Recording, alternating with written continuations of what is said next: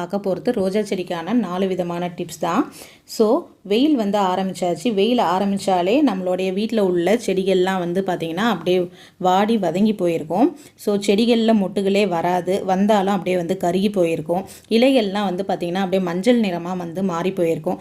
செடிகளில் உள்ள இலைகள்லாம் மஞ்சள் நிறமாக இருக்கும்போது செடியில் வந்து வளர்ச்சியே இருக்காது, பார்த்த மாதிரியே தான் இருக்கும்.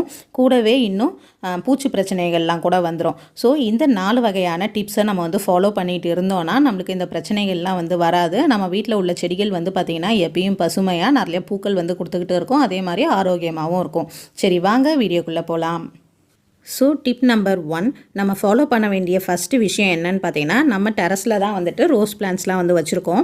ஸோ வச்சுருக்கும் போது டேரெக்டாக அப்படியே வந்துட்டு வைக்கக்கூடாது. ஸோ இப்போ நான் வந்து டேரெக்டாக இந்த பிளான்ட் வந்து வச்சுருக்கேன் இல்லையா, இந்த பிளான்ட் வந்து டேரெக்டாக வைக்கும்போது அந்த தரையில் உள்ள சூடு வந்து அப்படியே அந்த மண் வந்துட்டு ரொம்ப ஹீட் ஆகிடும். ஸோ அந்த